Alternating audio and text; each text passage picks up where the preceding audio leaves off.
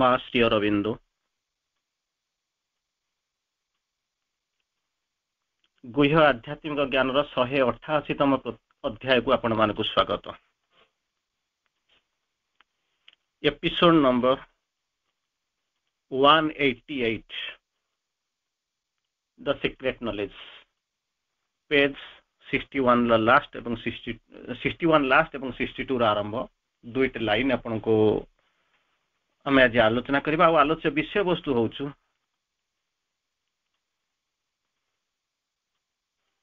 ନାଟକର ଗତିପଥ ଆମକୁ ଜଣା ନାହିଁ, ଜଣା ପଡେ ନା ସେ ନାଟକର ଗତିପଥ। We know not how shall run the drama's course, our uttered sentences veil in their thought.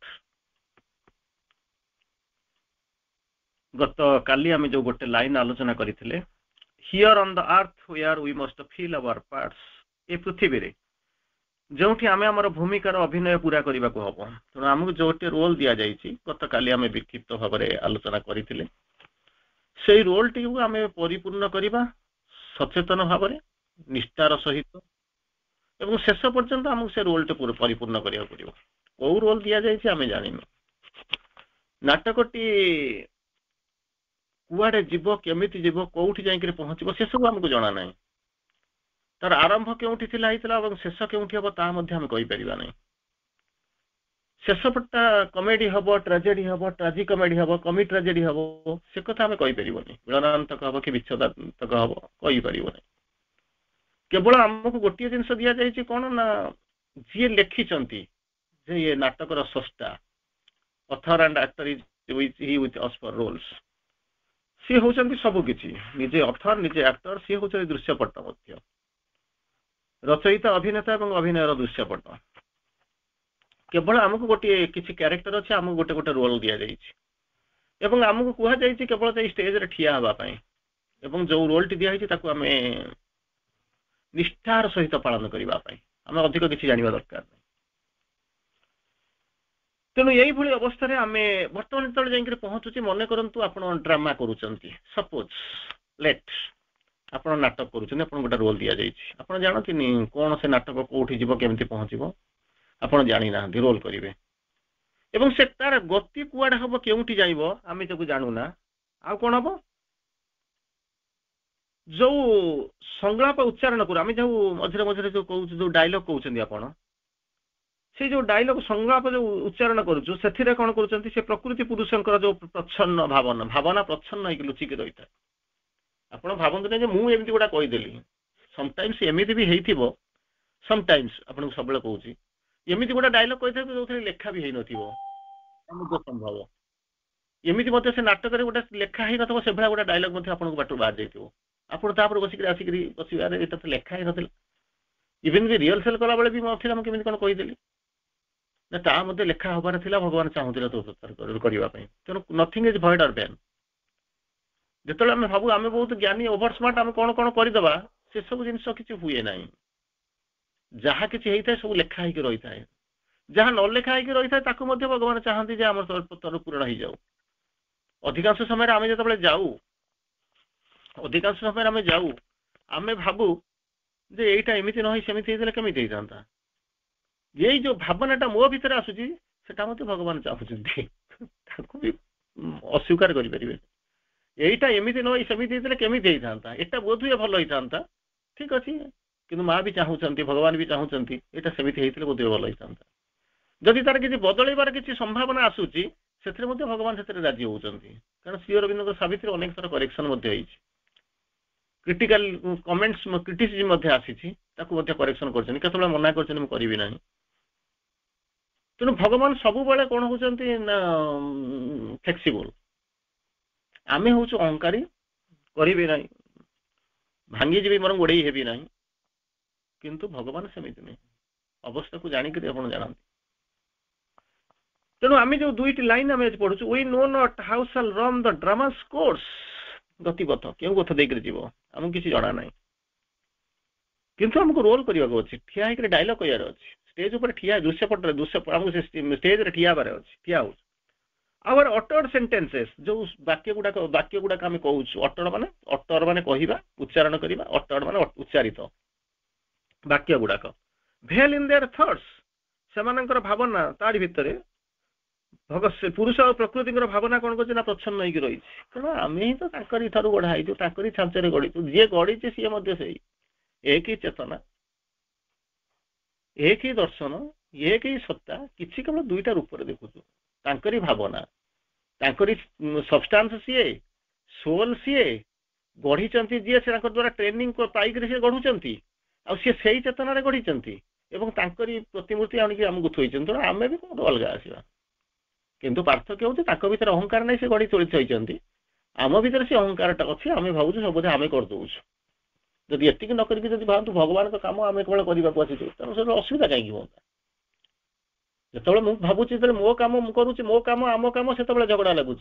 जो भाव भगवान काम आम करने को आसीचु आम मात्र निमित्त मात्र कर्मी होकर गोटे आसिक पहुंचु से समस्या मुंड टेक जमा रहा ना आगू जावा पुरुष श्री अरविंदर गोटे उक्ति अच्छी सिंथेसिस ऑफ योग लिखिं प्रकृति पक्षे आमे किछि हेले भावुना प्रकृति पक्षे प्रकृत पक्षे सत्तरे कहले आमे किछि भी भावुना आमे किछि हेले इच्छा भी करूना काम भी करूना तार केमिति कोन चलछि ना सिजिमिति हमको लागि चलै सेमिति दैव दौड़ी मनीष गाई जानिकी ओटारे तेणिकी जाई जी मानि नौ तो भल पिला समर्पित जी मानि न नौ ताकर केस कोन होउछि माडा खाउछि कोन अछि मु करूछि असुविधा होउछि असुविधा होउछि जो भगवान कम करवा तेणु जब रिस्क आस भगवान भल जब करेंगे सी चिंता करेंगे जो कह ना मुझे करुँच से समस्या आरंभ हो तेणु प्रकृत में आम किसी भावुना कि इच्छा करूनु कि कर्म करूनु मात्र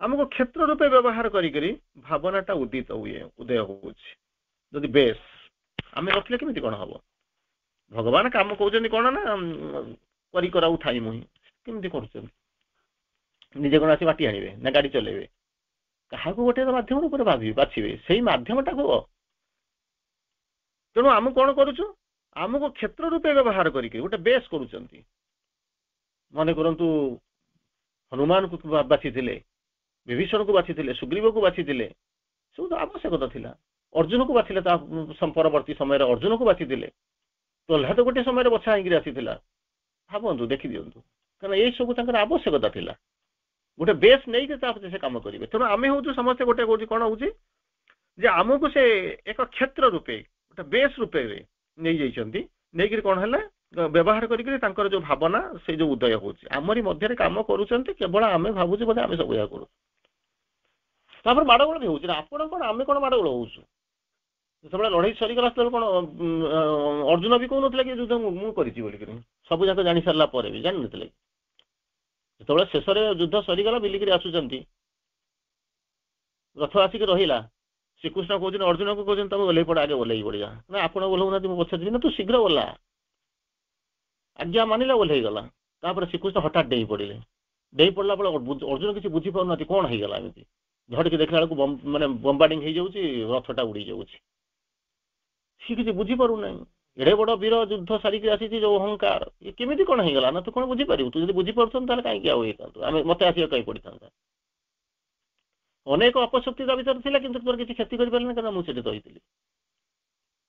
तेणु तू ते जब मुझे छाड़ी जाता बम ब्लास्ट तू उड़ी जाता कि मुझे आगुरी जानी ते आगू उठेदेली बाहर करदेली जाणिक भी आम भूल करुँ ज्ञान उदय हो इच्छा शक्ति आपण को संभव करुच्च आपण को जो इच्छा शक्ति केमी कौन हम भावना तार भर देखिए आमरी भीतर आसो जो इच्छा शक्ति आम भीतर आसी पहुँचो आवेग और कर्म आमको आमरी भीतर आपण को अभिव्यक्त कर तेणु ये जिनस हम क्या भितर गोटे तो बेस दरकार ना आम कि करूनु कि भावुनु कि ना कि आमको बेस नहीं करा बेस नहीं सी दया कर नौ से आम कौन कहूँ ना भगवान कहीं नुह आम सब जगह करुँ प्रकृति घटित तो यही जो क्रियात्मकता आमर अहं निज चारिपटे स्वाभाविक भाव कौन हो घटुवा कर्म प्रभाव को कौन कर संगृहित करके आने एवं से सब कारण सी बोलिक निजे बुझाए जो गुड़ाक कह जिते आम करूँ से आसिक कहता भगवान कौन करी କାମ ସରିଗଲା ପରେ ଭଗବାନ କିଏ ନା କାଶିଆ କିଏ ନା କପିଳା କିଏ ଯେମିତି କାହିଁକି ଭଗବାନ କରିବେ, ମୋର ଶକ୍ତି ଥିଲା ମୁଁ କରିଦେଇକି ଆସିଲି। ସେତେବେଳେ କାନ୍ଦୁଥିଲୁ କାହିଁ, ଭଗବାନ ଜାଣିଛନ୍ତି, ସେ ଜାଣିଛନ୍ତି ଏଠୁ ଗଲା ପରେ ତମେ ଏଇଭଳିଆ ସବୁ କରିବ। ତେଣୁ ସେଇଥିପାଇଁ କଣ କରୁଛନ୍ତି ନା କୋଉଠି ଲୁଚେଇକି ରଖିଛନ୍ତି କଟା ମୁଣ୍ଡ, ବେଲାଳସନର କଟା ମୁଣ୍ଡକୁ ରଖିଛନ୍ତି। ପ୍ରମାଣ ତ ଗୋଟେ କେହି ଦବ ନା। ସେତେବେଳେ ଆପଣ ଯାଇ ଗର୍ବ କରିବେ, ଇଏ କହିବ ମୋ ପୁଅ, ସିଏ କହିବ ମୋ ପୁତୁରା। କିନ୍ତୁ ଯିଏ ଭଗବାନଙ୍କର ସ୍ପର୍ଶ ପାଇଛି, ଯାହାକୁ ଭଗବାନ ବାଛିକି ରଖିଛନ୍ତି, ସିଏ କଣ କହିବ ନା ଏଇଟା ମୋ ପୁଅ। ଆମେ ସିନା କହୁଛୁ ଏଟା ହଉଛି ଆଟାଚମେଣ୍ଟ ରହୁଛି, ଆଟାଚମେଣ୍ଟରୁ ଆମର ସମସ୍ୟା ତିଆରି ହଉଛି, ମାନବ ସମସ୍ୟା ତିଆରି ହଉଛି ଆଟାଚମେଣ୍ଟରୁ। କିନ୍ତୁ ସେଠି ତାର ଆଟାଚମେଣ୍ଟ କଣ, ଆଟାଚମେଣ୍ଟଟା ନହେଲେ କଟିଗଲା। ସେ ଭଗବାନଙ୍କ ସହିତ ସମ୍ପର୍କ କରିବ ନା ମୋ ବାପା ଏଇଆ ମୋ ଦାଦା ଏଇଆ ସେ କହିବ। ତେଣୁ ଯାହା ସେଟା ସତ୍ୟ ସେଇଆ କହିବ। କହିଦେଲା ପରେ ଏମାନେ ଜାଣିବେ ଯେ ଅହଙ୍କାର ଟିକେ ଟିକେ ଭାଙ୍ଗିବ, କିନ୍ତୁ ତଥାପି କଣ ଅହଙ୍କାର ଭାଙ୍ଗେ କି, ଶେଷ ପର୍ଯ୍ୟନ୍ତ ରହିବ। ବିଶ୍ୱଗତ ଶକ୍ତି ବା ପ୍ରକୃତି ଭାବନାକୁ ରୂପ ଦିଅନ୍ତି, ଇଚ୍ଛା ଆଣି ନଦୀ ଦିଅନ୍ତି, ଆବେଗକୁ ସଞ୍ଚାରିତ କରିଦିଅନ୍ତି।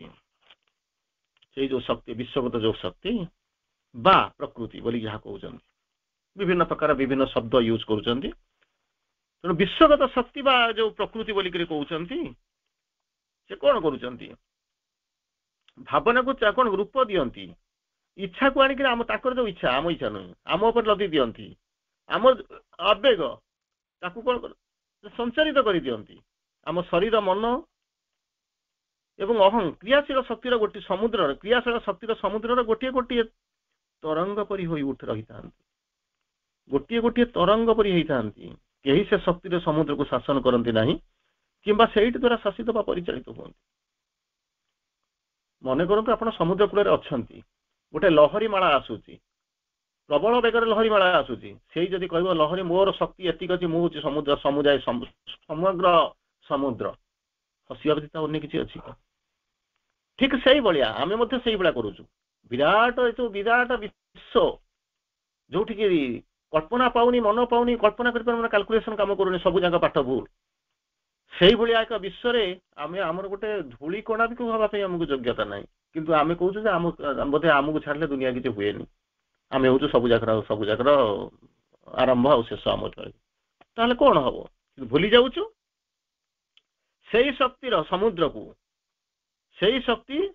ସମୁଦ୍ରକୁ ଶାସନ କରନ୍ତି ନାହିଁ, ବରଂ ତା ଦ୍ୱାରା ଆମେ ଶାସନ କରୁନୁ, ତା ଦ୍ୱାରା ଶାସିତ ହେଉଛୁ ଏବଂ ପରିଚାଳିତ ହେଉଛୁ। ଯଦି ଏଇ ଜିନିଷ ଆମେ ଯଦି ପ୍ରକୃତିରେ ବୁଝି ଯାଆନ୍ତୁ, ଯଦି ଠିକ ସମୟରେ ଆମେ ବୁଝି ଯାଆନ୍ତୁ, ତାହେଲେ ଆମେ ତ ଅସୁବିଧା ହୁଅନ୍ତାନି। କିଛି ପରିମାଣରେ ବୁଝୁଛୁ ତାହା ବି ନୁହେଁ, କିଛି ପରିମାଣରେ ବୁଝୁଛୁ, କିନ୍ତୁ ଦି ପାଦ ଯାଇସାରିଲା ପରେ ତାପରେ ପୁନର୍ବାର କଣ ହଉଛି, ଭାବୁଛୁ, ଶୋଇ ପଡୁଛୁ, ଜାଣିପାରୁନୁ, ବା ପୁନର୍ବାର ଅହଙ୍କାର ଆସିକି ମାଡ଼ି ବସୁଛୁ। ଯେପର୍ଯ୍ୟନ୍ତ ଆପଣ ସେ ଯୋଉ ରେଖା, ଲକ୍ଷ୍ମଣ ରେଖା ଯେପର୍ଯ୍ୟନ୍ତ ଟପି ନାହାନ୍ତି, ସେ ପର୍ଯ୍ୟନ୍ତ ତ ଆପଣ ବନ୍ଦୀ ହେଇକି ରହିଛନ୍ତି ଏପଟରେ। ଆମେ ଭାବୁଛୁ ତିନିଟା ଗାର ଟଣା ହେଇଛି, ଲକ୍ଷ୍ମଣ ସୀତାଙ୍କ ଆଗରେ 3ଟି ଗାର ଟାଣିଲା ପରେ ପୃଥିବୀ ମଧ୍ୟ ଆମ ପାଖରେ, ପ୍ରକୃତି ମଧ୍ୟ ଆମ ଆଗରେ 3ଟି ଗାର ଟାଣୁଛନ୍ତି। ଗାର ଏପଟରେ ରହିଲେ ହବ ପୁଣ୍ୟମାନ, ଗାର ଟପି ଗଲା ପରେ ରାବଣ ଆସିଛି ହରଣ କରି ନେବା ପାଇଁ। ଆମେ କଣ କରିଛୁ, କିଛି ଲୋକ ଅଛୁ 3 ପାଦରୁ ଏପଟକୁ ରଖିବୁ ନାହିଁ, ମାନେ ଇଏ ସମ୍ଭବ ନା ସିଏ ସମ୍ଭବ, ଗୋଟିଏ ପାଦ କଣ କରୁଛୁ ଅତିକ୍ରମ କରିଦେଇକି ଆମେ କଣ କରୁଛୁ, ଠିଆ ହେଇଛୁ। ମାନେ କଣ, ଇଏ ବି ହଉ ସେ ବି ହଉ। ଲକ୍ଷ୍ମଣକୁ ନ କହୁ ଯେ ମୁଁ 3 ଗାର ଟାଣିଦେଲି, ତୁ କାହିଁକି ଅତିକ୍ରମ କରି ଚାଲିଗଲୁ। ରାବଣ ବି ନ ଭାବୁ ଯେ ତୁ ଜମା ଗାର ଟପି ନଉ। ତେଣୁ ମଝିଆ ଗାର, ଏଇ ପ୍ରଥମ ଗାର ଟପି ଯାଇ ମଝିଆ ଗାରରେ ଟପିଛି, ତା ଆଗକୁ ପଦେ ରହିଛି, ପଛପଟକୁ ପଦେ ଅଛି। ଯେପର୍ଯ୍ୟନ୍ତ ଆମେ ସତ୍ୟଟାକୁ ଜାଣିନୁ, ଆମେ ଭାବୁଛୁ ଯାଇଛୁ, କିନ୍ତୁ କେତେ ବାଟେ ଯାଇଛି ଜାଣିନୁ। ଯିବାକୁ ଚାହୁଁନଥିଲୁ, କିନ୍ତୁ ତୁ କହିଲୁ ବୋଲିକିରି ମୁଁ ଯାଇଛି, ନା ଏପଟକୁ ଯାଉଛି ନା ସେପଟକୁ ଯାଉଛି। ତେଣୁ ପାପ ଗୋଟେ ଏମିତି ଗୋଟିଏ ସମୟର ସୀମାରେଖାରେ ଗୋଟେ ମଝି ଠିଆ ହେଇଛୁ, ନା ଆମେ ଆଗକୁ ଦେଖିପାରୁଛୁ ନା ପଛକୁ ଠିଆ ହେଇଛୁ, ଏମିତି ଯାଇକି ପହଞ୍ଚୁ। ସେମିତି ମଧ୍ୟ ବେଳେ ବେଳେ ହୁଏ। ରାମ ଭିତରେ ଭୟ ଅଛି, ଅଜ୍ଞାନତା ଅଛି, ଭୟ ଅଛି, କାଳେ ରାବଣ ଆସି ଟେକି ନେଇ ଚାଲିଯିବ, ନଗଲା ମାନେ କାଳେ ଅଭିଶାପ ପଡିଯିବ। ତେଣୁ ଏଇ ଭିତରେ ଆମେ କେବଳ ଗଡୁଛୁ, ସତ୍ୟ କଣ ଆମେ ଏପର୍ଯ୍ୟନ୍ତ ବୁଝିପାରୁନା। ଏଇଥିରୁ ସ୍ପଷ୍ଟ ଜଣା ପଡୁଛି କଣ, ଆମେ ସବୁ କଣ ହଉଛି ନା ପ୍ରକୃତି ଦେବୀଙ୍କର ନିର୍ଦ୍ଦେଶରେ ଏକ ବିଶ୍ୱ ରଙ୍ଗମଞ୍ଚରେ ଏକାଧିକ ଭୂମିକାରେ ମୁହୂର୍ତ୍ତର ମୁହୂର୍ତ୍ତ ଅଭିନୟ କରି ଚାଲିଛୁ। ଯେମିତି ରାତିରେ କାଲି ଯେମିତି କହୁଥିଲି, when the drama ends, when the night falls, when the day dawns, ଯେତେବେଳେ ଡ୍ରାମା ସରିଯିବ, ଯେତେବେଳେ ରାତି ପାହି ଆସିବ, ଯେତେବେଳେ ସକାଳ ଆସିଯିବ, ସେତେବେଳେ ଅଇନା ଆଗରେ ଠିଆ ହେଇଥିବା 2 ଜଣ ଯୋଉ ଆକ୍ଟର ଥିବେ, ମୁହଁରୁ ରଙ୍ଗ ବଳି ଦେଇ ଛଡେଇ ଦେଇ ସାରିଲା ପରେ 2 ଜଣ ପରସ୍ପରକୁ ଦେଖୁଥିବେ, ଆଉ ଥରେ ଅଇନାକୁ ଚାହୁଁଥିବେ। ସେତେବେଳେ କେହି କହୁନଥିବେ ଯେ ରାଜାଟା ରାଜା ନୁହେଁ, କିମ୍ବା ସେ ଭାବୁଥିବେ ତାକୁ ଜଣା ପଡ଼ିଯାଇଥିବ ରାଜାଟା ରାଜା ନୁହେଁ କିମ୍ବା ଭିକାରୀଟା ଭିକାରୀ ନୁହେଁ, ସେମାନେ ପେଡ୍ ଆକ୍ଟର। ଆଜି ଯିଏ ଗୋଟେ ରୋଲ୍ କରିଛି କାଲି ଆଉ ଗୋଟେ ରୋଲ୍ କରିବ। ତେଣୁ ଏଇ ଯୋଉ ସେଠି ଯେମିତି ସେ ବିଭିନ୍ନ ଡ୍ରାମାରେ ଅନେକ ବର୍ଷ ଧରି ରୋଲ୍ କରୁଛନ୍ତି, ଭିନ୍ନ ଭିନ୍ନ ରୋଲ୍ରେ ସେମାନେ ଦେଖାଉଛନ୍ତି ପ୍ରତି ମୁହୂର୍ତ୍ତରେ, ପ୍ରତି ରାତିରେ ମୁହଁରେ ରଙ୍ଗ ବୋଳିକି ଡ୍ରାମା କରୁଛନ୍ତି। ଠିକ୍ ସେଇଭଳିଆ ଆମେ ମଧ୍ୟ କରୁଛୁ। ଆମେ ସେମାନଙ୍କୁ ହାତ ଟେକି ଦଉଛୁ, ହାତ ଠାରି ଦଉଛୁ, ଆଙ୍ଗୁଠି ଟେକି କହି ଦଉଛୁ, କିନ୍ତୁ ପ୍ରକୃତିରେ ଆମେ ଆମର ସେ ଭୂମିକା ସହିତ ସମସ୍ତେ ଆମେ କଣ କରୁଛୁ, ସମୟ କଣ ହଉଛନ୍ତି, ଏତେ ପରିମାଣରେ ଜଡ଼ିତ ହୋଇ ପଡ଼ିଛୁ ଯେ ଜୀବନ ଏବଂ ସୃଷ୍ଟି କଥା ଭାବିବାକୁ ଆମର ବେଳ କାହାର। ସେଠି ଯେମିତି ସେମାନେ ରାତିରେ ଅନିଦ୍ରା ରହୁଛନ୍ତି, ଦିନ ସାରା ଶୋଉଛନ୍ତି, ସେମାନେ ଜୀବନ କିଛି ବୁଝନ୍ତି ନାହିଁ। ଠିକ୍ ସେଇଭଳିଆ ଆମେ ଏଇଭଳିଆ ଜୀବନ ଭିତରେ ଆମେ ବି କେମିତି କଣ ସମୟ ଗଡ଼ି ଯାଉଛି, ନା ଆମ ପାଖରେ ସମୟ ଅଛି, ନା ଆମେ ସୃଷ୍ଟି କଥା ଭାବି ପାରୁଛୁ। ଆମ ପାଖରେ ବେଳ ନାହିଁ ଜୀବନ କଥା ବୁଝିବା ପାଇଁ, ଆଉ ସୃଷ୍ଟି କଥା ବୁଝିବା ପାଇଁ ଆମ ପାଖରେ ସମୟ ନାହିଁ। ଆମର ଯୋଉ ଉଚ୍ଚାରିତ ଯୋଉ ସଂଳାପ ଗୁଡାକ ପଶ୍ଚାତରେ ଥିବା ଅର୍ଥକୁ ଆମେ କଣ କରୁ ନା ହରେଇ ଦଉ। ସଂଳାପ ମାନେ ଯୋଉ ବାକ୍ୟ ଗୋଟେ ଯୋଉ ଡାଇଲଗ ଗୁଡାକ କହୁଛନ୍ତି, ସେଗୁଡାକୁ କଣ କରୁଛନ୍ତି, ତା ଯୋଉ ଅର୍ଥ ଆମେ ବି ବୁଝିକିରି ବି ବୁଝୁନା। ଯଦି ବି ଅର୍ଥ ଟିକେ ବୁଝୁଛୁ ତାକୁ ହଜେଇ ଦଉଛୁ, କାହିଁକି ନା କିଛି ସମୟ ପରେ କଣ କରୁ, ବିଶ୍ରାମ ନେଇ ସାରିଲା ପରେ ପୁଣି ଆଉ ଗୋଟେ ନାଟକ ପାଖକୁ ଯିବୁ। ତେଣୁ ଆଜି ଯୋଉ ନାଟକରେ ଆମେ ଯାଇକିରି ପହଞ୍ଚିଛୁ, ସେ ନାଟକର ଡାଇଲଗ ଆଉ ସେ ନାଟକର ଭୂମିକା ଚରିତ୍ର ଆପଣଙ୍କ ପାଇଁ କାଲି ନଥିବ। ତେଣୁ କାଲି ପାଇଁ ଆମେ ପ୍ରସ୍ତୁତ ହଉଛୁ। ତେଣୁ ସବୁ ଭୁଲି ଚାଲିଛୁ, ତାର ଅର୍ଥ ଆମେ ଭୁଲି ଯାଉଛୁ। ପୁରୁଷ ଏବଂ ପ୍ରକୃତି ଉଭୟଙ୍କର ଭାବନାକୁ ଆମେ ଶବ୍ଦ ସବୁ କଣ କରୁଛୁ ନା ଘୋଡେଇ ପକାଏ। ଯଦି ଆମେ ଜାଣନ୍ତୁ ଯେ ପ୍ରକୃତିରେ ଆମେ ଭଗବାନଙ୍କ ପାଖକୁ ଆସିଛୁ, ଭଗବାନଙ୍କ କାମ କରିବାକୁ ଆସିଛୁ, ଆଉ ଭଗବାନଙ୍କ ବ୍ୟତୀତ ଆମର କିଛି କିଛି ବାଟ ନାହିଁ, ଯଦି ଏଇ ଜିନିଷ ଯଦି ଆମ ମୁଣ୍ଡକୁ ଯଦି ଆସିଯାଆନ୍ତା, ତାହେଲେ ସମସ୍ୟା ସମାଧାନ ହେଇଯାଆନ୍ତା। କିନ୍ତୁ ସେମାନେ କଣ କରିଛନ୍ତି, ଲେଖିଛନ୍ତି ସିଏ ଯେମିତି author and actor is used with us for rolls. ସବୁ ଯାକ ସିଏ, ଆମେ ବି ମଧ୍ୟ ତାଙ୍କର। ରଙ୍ଗମଞ୍ଚକୁ ଯାଇଛୁ, ପ୍ରତି ମୁହୂର୍ତ୍ତରେ ରଙ୍ଗ ବଦଳଉଛୁ, ତାଙ୍କରି ଚିନ୍ତା ଚେତନା ଲେଖା ତାରିକୁ ପରିସ୍ଫୁଟନ କରୁଛୁ, କିନ୍ତୁ ଆମେ ତାକୁ ଭୁଲି ଯାଉଛୁ। ଏଠି ଯେମିତି ହଉଛି କାହିଁକି ହଉଛୁ କଣ ନା, ଆମେ ଅହଙ୍କାର ଯେ ଆମେ ସବୁ ଯାକ କରୁଛୁ। ପୁରୁଷ ପ୍ରକୃତି ଯିଏ ଲେଖକ, ଯିଏ ସ୍ରଷ୍ଟା, ଯିଏ ଆମକୁ ଜନ୍ମ ଦେଇଛନ୍ତି, ଯିଏ ଆମ ପାଇଁ ଡ୍ରାମା ରଙ୍ଗମଞ୍ଚ ଯୋଗାଡ଼ କରିଛନ୍ତି, ତାଙ୍କୁ ଭୁଲି ଯାଇକି ଆମେ ଆଗରେ ଠିଆ ହେଇଯାଉଛୁ, ଆମେ ସବୁ କରୁଛୁ, ଅର୍ଥ ବୁଝିପାରୁନାହୁଁ। ଏବଂ ସବୁ ଯାକ ତାଙ୍କର ଯୋଉ ଚିନ୍ତା ଚେତନା ଉଭୟଙ୍କର, ପୁରୁଷ ପ୍ରକୃତିଙ୍କର ଯୋଉ ଭାବନା ଅଛି, ତାକୁ ମଧ୍ୟ ଘୋଡେଇ ପକାଉଛୁ। ତେଣୁ ପ୍ରକୃତି କଣ କରୁଛି, ଭାବନାକୁ ଆମ ଶବ୍ଦ ଗୁଡାକ ତାକୁ କଣ କରୁଛି, ଘୋଡାଇ ପକାଏ। ସେମାନେ ଆମ ଭିତରେ ରହିକରି କାର୍ଯ୍ୟ କରୁଛନ୍ତି, ଆମ ଚିନ୍ତା ଏବଂ ଉଚ୍ଚାରଣ ମାଧ୍ୟମରେ ସେମାନଙ୍କର ଗୂଢ ଅର୍ଥକୁ ପ୍ରକାଶ କରିବାକୁ ଚାହୁଁଛନ୍ତି। ସେଥିପାଇଁ ଆମର ଧାରଣା ନାହିଁ, ଧ୍ୟାନ ରହେ ନା। କଣ କହୁଛନ୍ତି, ଆମର ଚିନ୍ତା ଏବଂ ଉଚ୍ଚାରଣ ମାଧ୍ୟମରେ ସିଏ କଣ କରୁଛନ୍ତି ନା, ଯୋଉ ଗୂଢ ଅର୍ଥକୁ ପ୍ରକାଶ କରୁଛନ୍ତି, ଆମରି ଭିତରେ ଯାଇକରି କାମ କରୁଛନ୍ତି, ଆମକୁ ସହାୟତା କରୁଛନ୍ତି, ଅଭିନୟରେ ସହାୟତା କରୁଛନ୍ତି, ଆମରି ପାଇଁ ଆମକୁ ସେ ଚରିତ୍ରରେ ଠିଆ କରେଇଛନ୍ତି। ଦର୍ଶକ ମଧ୍ୟ ତାଙ୍କରି ଦ୍ୱାରା ଆସିଛନ୍ତି, ତାଙ୍କରି ସୃଷ୍ଟି। କିନ୍ତୁ ଆମେ କଣ କରୁଛୁ, ଇଏ ସବୁ ପ୍ରତି ଜମା ଧ୍ୟାନ ଦଉନୁ। କାରଣ ଅହଙ୍କାର ମାନେ ତ ମୁଁ, ଆଉ କଣ ଅଛି, ଅହଙ୍କାର ତ ମୁଁ, ଆଉ କଣ, ଆଉ ତ କିଛି ଆସୁନି, ଅନ୍ୟ କିଛି ମୁଁ ଦେଖିପାରୁନି, ମୁଁ ବ୍ୟତୀତ ଆଉ ତ କିଛି ଦେଖାଯାଇପାରେ ନାହିଁ। ତେଣୁ ଏଇଭଳି ଅବସ୍ଥା ଭିତରେ ଯେତେବେଳେ ଆମେ ଯାଉଛୁ, ନା ପ୍ରକୃତିରେ ଆମେ ଜୀବନକୁ ଲକ୍ଷ୍ୟ କରିପାରୁଛୁ, ନା ଭଗବାନଙ୍କୁ ଆମେ ଅନୁଭବ କରୁଛୁ, ଆମ ପାଖରେ କିଛି ସମୟ ହିଁ ନାହିଁ। ତେଣୁ ଏଇଭଳି ଗତି ପ୍ରଥା ଚାଲିଛି, ଯାହାକୁ କି ଯେତେବେଳେ ଆମେ ଆଗକୁ ଯାଉଛନ୍ତି, ସେତେବେଳେ ଆଉ ଟିକେ ଅନ୍ତତଃ ଗୋଟେ ଦିଟା ଧାଡି ଆଉ ଟିକେ କ୍ଲାରିଫାଏ ହୁଅନ୍ତୁ। ମେନ୍ ଫ୍ଲିଟ୍ ଆକ୍ରସ୍ ଦ ଷ୍ଟେଜ୍। ଭାବନ୍ତୁନି, ଗୋଟେ ଯାତ୍ରା ଦେଖୁଛନ୍ତି, ଠିକ ଅଛି, ସେମାନେ ପ୍ରଫେସନାଲ ଆର୍ଟିଷ୍ଟ, ସେମାନେ ପଇସା ନେଉଛନ୍ତି, ଲକ୍ଷ ଲକ୍ଷ ଟଙ୍କା ମଧ୍ୟ ସେମାନେ ଦରମା ନେଉଛନ୍ତି। ଗୋଟେ ଆକ୍ଟର ମଧ୍ୟ ବର୍ଷରେ ସେମାନଙ୍କର ମାନେ କଣ ହଉଛି, 30 ଲକ୍ଷ 40 ଲକ୍ଷ ଟଙ୍କା ମଧ୍ୟ ସେମାନେ ପାଉଛନ୍ତି। ବର୍ଷରେ 10 ମାସ ସେମାନେ ରୋଲ କରୁଛନ୍ତି, 2 ମାସ ସେମାନଙ୍କର ଛୁଟି, ତାରି ଭିତରେ ସେମାନେ 30-40 ଲକ୍ଷ ଟଙ୍କା ନେଉଛନ୍ତି, ଠିକ ଅଛି। କିନ୍ତୁ ଯୋଉମାନେ ଏଇ ଯୋଉ ସବୁ ଗାଁ ଫାଁ ସବୁ ଡ୍ରାମା କରୁଥିବେ, ଡାଇଲଗ ଦିନ ସାରା ତାଙ୍କୁ ତ ମାଷ୍ଟର ଆସି ଘୋଷେଇଥିବ, କିନ୍ତୁ ତାପରେ ଦେଖିଲା ବେଳକୁ ପାଖ ବାଟି କରୁଥିବେ, କହିପାରୁନଥିବେ। ଯୋଉଠି ପ୍ରମ୍ପଟିଂ କରିବ, ତଳେ ସେ ଷ୍ଟେଜ ତଳେ ବସିକି ଯାଇକି କହୁଥିବ, ତାରି ପାଖରେ ସବୁ ଯାକ ଯାଇକିରି କାନ ହଉଥିବ। ମାଇକ୍ରୋଫୋନ ଲାଗିଛି, ତା ତଳେ ଠିଆ ହେଇକିରି ଡାଇଲଗ କହିବା କଥା, ଇଏ ଏପଟରେ ସିଏ ସେପଟରେ କହିବା କଥା। କିନ୍ତୁ ତାକୁ ଛାଡିକିରି ଏମାନେ କଣ କରନ୍ତି ନା, ସେ ଷ୍ଟେଜ ତଳେ ଯିଏ ପ୍ରମ୍ପଟିଂ କରୁଥିବ, ତାରି ଆଡକୁ କାନ ଦେଇକିରି ସବୁ ଯାକ କାନ ସେ କଡକୁ, ମାନେ ମାଇକରେ ଯାହା କହୁଥିବେ ତାଙ୍କୁ ଶୁଭୁ ନଥିବ, କାନରେ ସେ ଯାହା କହୁଥିବ, କାରଣ ପିଇବାଇ ଦେଇଛନ୍ତି, ତାଙ୍କର ସେନ୍ସ ନଥିବ। ତେଣୁ ଏଇଭଳି ଆମେ ମଧ୍ୟ ଆସିଛୁ ଜୀବନ ନାଟକରେ। କିଏ ପେଡ୍ ଆକ୍ଟର ଆସନ୍ତି, କିଏ ଅର୍ଡିନାରୀ ଆକ୍ଟର ଆସିଛନ୍ତି, କିଏ ନିଶାଗ୍ରସ୍ତ ଆକ୍ଟର ଆସନ୍ତି, କିଏ ଫ୍ୟାସନ ସେକ୍ ଆସିଛନ୍ତି, କିଏ ଫିଟ୍ କରିବାକୁ ଆସିଛନ୍ତି, ଏଇଭଳିଆ ସବୁ ମିଳିବେ। ତେଣୁ ଆମେ ମଧ୍ୟ ସେଇଆ କରୁଛୁ, stage playing their film parts. ଆସିଛୁ, ଆମକୁ ଯୋଉ ଭୂମିକା ଦିଆହେଇଛି ସେଇ ଭୂମିକାରେ ଆମେ ଅଭିନୟ କରିବାକୁ ଆସୁଛୁ। ସ୍ପିକିଂ ଦେ ଆର୍ କ'ଣ ହଉଛନ୍ତି ସ୍କ୍ରିପ୍ଟସ୍, ଯାହା ପୁରୁଷ ପ୍ରକୃତି ଯୋଉ ସ୍କ୍ରିପ୍ଟ, ଯୋଉ ଅଧ୍ୟାୟଟା ଲେଖିଛନ୍ତି, ଯୋଉ ବହି ଲେଖିଛନ୍ତି, ଯୋଉ ସ୍କ୍ରିପ୍ଟଟା ଲେଖା ହେଇଛି, ସେଇ ସ୍କ୍ରିପ୍ଟଟା କ'ଣ କରୁଛନ୍ତି, ତାକୁ ଆମେ ଇଏ କରୁଛୁ। ବଟ୍ ଦେ ଆର୍ କ'ଣ ହଉଛନ୍ତି aware of nothing more than what is allotted to each of them, allotted each of them, ପ୍ରତ୍ୟେକକୁ ଯୋଉ ରୋଲ ଦିଆଯାଇଛି, ଯୋଉ ଡାଇଲଗ ଦିଆଯାଇଛି, ଯୋଉ ଭୂମିକା ଦିଆଯାଇଛି, ଯୋଉ ଆକ୍ସନ ତାକୁ ଶିଖାଯାଇଛି, ତା ବ୍ୟତୀତ ଦୁନିଆରେ କ'ଣ ଘଟୁଛି, ଆଗକୁ କ'ଣ ଘଟୁଛି, ଅନ୍ୟମାନଙ୍କର କ'ଣ, ସେମାନେ କିଛି ବୁଝିନଥାନ୍ତି, କିଛି ବୁଝିନଥାନ୍ତି। ଆହୁରି ସେମାନେ ତ ଆହୁରି ପଳାୟନପନ୍ଥୀ ସବୁ ଯାକ କରିଛନ୍ତି, ରୋଲ ଦିଆଯାଇଛି, ସବୁ କରିଥିବେ। ଯେମିତି ଦେଖିଥିବେ ଗୋଟେ ଗୋଟେ ସମୟରେ ଗାଁରେ ଦେଖିଥିବେ ନିଶାଗ୍ରସ୍ତ ହେଇକି ପଡ଼ିକି ରହିଯାଇଥିବେ, ଏମାନେ ସେ ଡାକୁଥିବେ, ଆରେ ସେ ହିରୋ, ସେ ରୋଲ କରିବ, କୁଆଡେ ଗଲାଣି, ଇଏ ତାର ଶୋଇଥିବ, ତା ଆଖି ଖୋଲୁନଥିବ, ଅଫିମ ନିଶାରେ ଖୋଲି ନ ପାରେ ସେ ଆଖି, ତୁମେ ତାର ବୁକୁର ମାନେ କ'ଣ ହଉଛି ରକତ ଶୋଷି ଚାଲ, ଇଏ ସବୁ ହୁଏ କରିଥିବ, କିଛି ଦେଖାଯାଉନଥିବ। କିଛି କନସିୟସ୍ ଥିବେ, କିଛି ଲୋକ ଏମିତି ମାନେ ଗୋଟେ ଯିବା ପାଇଁ ଯାଉଛି, ବର୍ଷରେ ଥରେ ଜୀବନ ଥରେ ନାଟକ କରିବା ପାଇଁ ଯାଉଛି, ଯାହାଦ୍ୱାରା କହୁଥିବ କ'ଣ ହଉଥିବ, ସେମାନେ ଏତେ ସୁଯୋଗ ପାଇକରି ମଧ୍ୟ ତାକୁ କ'ଣ କରୁଥିବେ ନା ତାର ଅପବ୍ୟବହାର କରୁଥିବେ। ଇଚ୍ ଅଫ୍ ଦେମ୍ କୋଉ ରୋଲ ତାକୁ ଆଲର୍ଟ ଦିଆହେଇଛି, କ'ଣ କରିବା ପାଇଁ ଦିଆହେଇଛି, ଏ ସବୁ ବିଷୟରେ ସେମାନେ ଅଜ୍ଞ।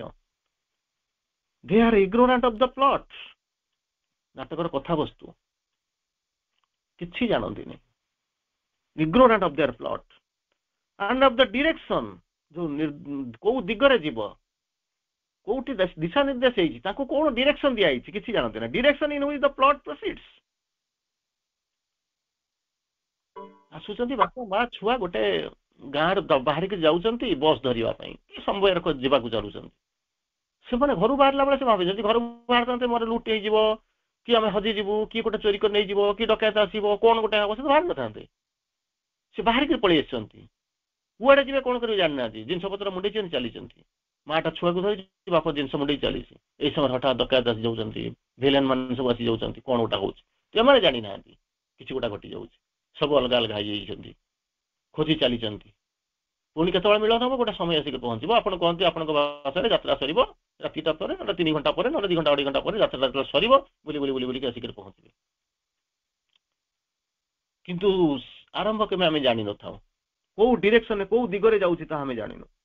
ୱାର୍ଡସ୍ ଆର୍ ସ୍ପୋକନ୍ ଆଜ୍ ଦ ପ୍ରେସ୍କ୍ରାଇବ୍ଡ, ଯେମିତି ଗୋଟେ ଡାକ୍ତର ପ୍ରେସ୍କ୍ରିପସନ କରୁଛି, ଲେଖି ଦଉଛି ଏଇ ଔଷଧ କିଣିବ, ଏହାକୁ ଏମିତି ଖାଇବ, ସେୟାକୁ ଏମିତି ଖାଇବ, ଏତିକି ଦିନ ଖାଇବ, ଏମିତି କରିବ, ଯେମିତି ପ୍ରେସ୍କ୍ରିପସନ ଲେଖା ହେଇଛି, ସେମିତି ଆଜ୍ ପ୍ରେସ୍କ୍ରାଇବ୍ଡ, ଯୋଉ ସ୍କ୍ରିପ୍ଟଟା ଲେଖା ହେଇଛି, ଯେମିତି ଆପଣଙ୍କୁ ଦିଶା ନିର୍ଦ୍ଦେଶ କରାଯାଇଛି, ନିର୍ଦ୍ଦେଶ ଦିଆଯାଇଛି, ସେଇଭଳିଆ କ'ଣ କରନ୍ତି, ୱାର୍ଡସ୍ ଆର୍ ସ୍ପୋକନ୍, ସେଇଭଳିଆ ଆପଣ କ'ଣ କରନ୍ତି, ଡାଇଲଗ କହିବା ଆରମ୍ଭ କରନ୍ତି, ଶବ୍ଦ ଗୁଡାକ ଉଚ୍ଚାରଣ କରନ୍ତି, ଉଚ୍ଚାରିତ ହୁଏ, ଉଚ୍ଚାରଣ କରନ୍ତି।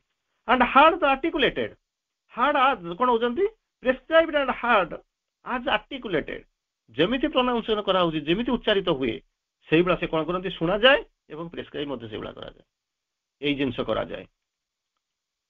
But the deeper meaning behind is lost, deeper meaning behind is lost, ଆର ପଛରେ ଯୋଉ ସତ୍ୟ ଅଛି, ଯୋଉ ଅର୍ଥ ଅଛି, ସେ ହଜି ଯାଇଛି, ଲଷ୍ଟ, ଆମେ ଜାଣିନାହୁଁ, ଖୋଜିକରି ମଧ୍ୟ ସେ ଉତ୍ତର ଆମେ ପାଉନୁ, ଆମକୁ ଜଣା ପଡୁନାହିଁ, ଦ୍ୟାଟ୍ ଇଜ୍ ଲଷ୍ଟ। କାହିଁକି ନା ଆମେ ଅଚେତନ।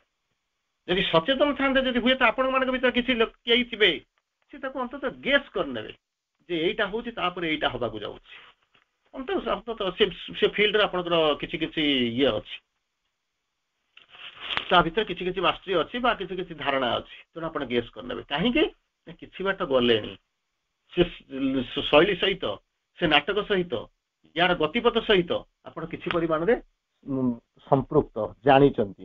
କିନ୍ତୁ ଅନେକ ଅଛନ୍ତି, ତାଙ୍କୁ ସୁଯୋଗ ଦିଆଯାଇଛି, ଯାତ୍ରା ପାର୍ଟିରେ ଯାଉଛନ୍ତି, ରୋଲ ବି ମଧ୍ୟ ପାଇଛନ୍ତି, ପ୍ରତ୍ୟେକଙ୍କୁ ଆମେ ତ ରୋଲ ଦିଆହେଇଛି, କାହାକୁ ରୋଲ ଦିଆହେଇଛି, ସୁଯୋଗ ପାଇକରି ବି ସେ ତାକୁ କ'ଣ କରୁଛନ୍ତି, ଇନସିନସିୟର, ସେମାନେ ତାକୁ ଠିକ ଭାବରେ ଉପଯୋଗ କରିପାରୁନାହାନ୍ତି।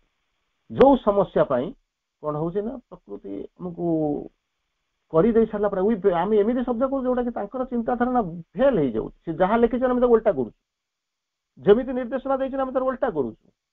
This is what human tendency. ଯଦି ମନ ପ୍ରାଣ ଶରୀର ଯଦି ଠିକ ଭାବରେ ସହଯୋଗ କରୁଥାନ୍ତେ, ତାହେଲେ ଚୈତନ୍ୟ ଆଜି କାହିଁକି ଭିତରେ ଥାନ୍ତା? ସବୁ କରିଛି, ଅପେକ୍ଷା କରିଛି, କାହା ଉପରେ ପ୍ରେସର ପକଉନି, ଦାବି କରୁନାହିଁ, ଚାପ ପକଉନାହିଁ, ଅପେକ୍ଷା କରିଛି ଏମାନେ କୋଉଦିନ ସେଇ ବେଶକୁ ଆସିବେ ତାପରେ କାମ କରିବା ଆରମ୍ଭ କରିବେ।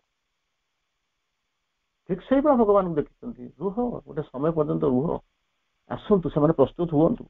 କିନ୍ତୁ ସେ ଶୋଇନାହାନ୍ତି, ବିଶ୍ରାମ ନେଉନାହାନ୍ତି, ରାଗିକିରି ଚାଲି ଯାଉନାହାନ୍ତି। ଭଗବାନଙ୍କ ପାଖରେ ସେଇ ଯୋଉ ଜିନିଷ ନାହିଁ, ଯୋଉ ଡିପ୍ରେସନ, ଆଙ୍ଗର, ମାନେ ଏସବୁ ଯୋଉ ଏଗୁଡାକ ତାଙ୍କ ପାଖରେ ନାହିଁ। ସେସବୁ ଜିନିଷ ନାହିଁ, ଅପେକ୍ଷା କରୁଛନ୍ତି ଆସୁ। କିନ୍ତୁ ତାଙ୍କର ଷ୍ଟାଇଲ ଅଫ ୱାର୍କ ହଉଛି ଅଲଗା, ଯୋଉଟା କି ଆମକୁ ଲାଗୁଛି ଯାହାର ମନ ଯେତିକି ବୁଝାଡେ ତାର ପ୍ରଭୁ ସେଡେ। ମୁଁ ଯୋଉ ଭଳିଆ ଚଷମା ପିନ୍ଧିଛି ମତେ ଦୁନିଆଟା ସେଇଭଳିଆ ଦେଖାଯାଉଛି। ଯଦି ଖାଲି ଆଖି ଥିବି ଦୁନିଆର ବାସ୍ତବ ଦୃଶ୍ୟଟା ମତେ ଦେଖାଯିବ। କିନ୍ତୁ ଯଦି ନା ଗୋଟେ ରଙ୍ଗୀନ ଚଷମା ପିନ୍ଧିଥିବି ଦୁନିଆରେ ନ୍ୟାଚୁରାଲି ମତେ ରଙ୍ଗୀନ ଦେଖାଯିବ, ସନ୍ଦେହ କରିବାର କିଛି ନାହିଁ।